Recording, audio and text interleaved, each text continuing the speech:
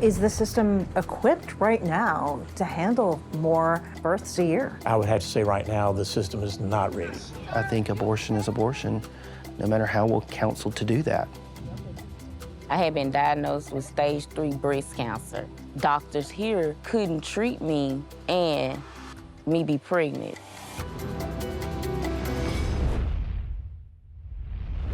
1 year after the overturning of Roe v. Wade, we wanted to do a story that kind of took a look at what was actually going on the ground and how that was impacting women and doctors. And we wanted to go to a state that had a restrictive abortion ban and just sort of get a sense of the maternal care landscape there and how this might be impacting things. We chose the Mississippi Delta because it's a region of the country that's not very often covered. There's not a lot of access to hospitals, and there's a shortage of doctors there.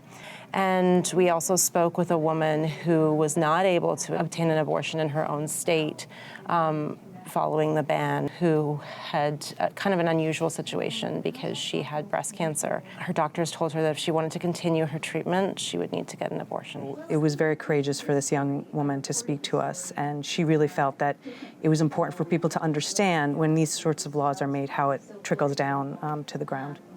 If I don't go through with the termination of the pregnancy, then I might not live. Because of the kind of cancer that I have, it's a hormonal cancer. And me being pregnant will increase the rate of my cancer returning. I got 4 other kids, so it wasn't a question about whether I was going to terminate the pregnancy or not. You know, I felt that it would be selfish for me to continue the pregnancy knowing that the outcome could be that I'm not here to raise my other children. With this show and our approach of kind of doing it from the ground up, we really wanted to sort of show how this would impact everyday Americans' lives. And so we really wanted to shine a spotlight on what it's like to be pregnant and what it's like to be pregnant in a place where access to health care is a challenge. We met so many women who had experienced loss or almost lost their lives, and it was really stunning. These are important things that, you know, our fellow Americans are experiencing, and so this was a really important thing for us to be able to go down there, and it was not easy to get there. It was very far, and it's a very rural area, but I think that's part of the story. It's much more complicated than I think sometimes it gets simplified in the media.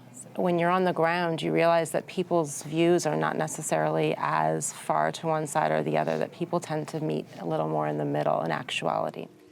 I did a lot of things to just take my mind off of me actually having an abortion. You know,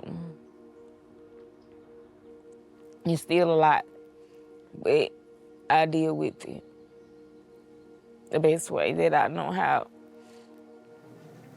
And this is what local journalism looks like. What has been put together in the form of a half-hour documentary where you meet these people, you really see how these issues are playing out for them and in their community. It all starts with storytelling at the local level, reporting at the local level to really illuminate. For this issue, of course, it's such an inflection point. Local journalism and this kind of deep storytelling out of our communities is really, really important. It's nice because it's in and of itself rewarding. It's a lot of fun, and it's one of those jobs where you're out in the community and you feel like you're making a difference in the day-to-day. Receiving this Peabody is, I mean, we all say it's such a great honor, but really it is. This story was really a team effort. I mean, we all put our entire hearts into it, and so it is so humbling to be able to come to a beautiful place like this and be able to accept such a great honor.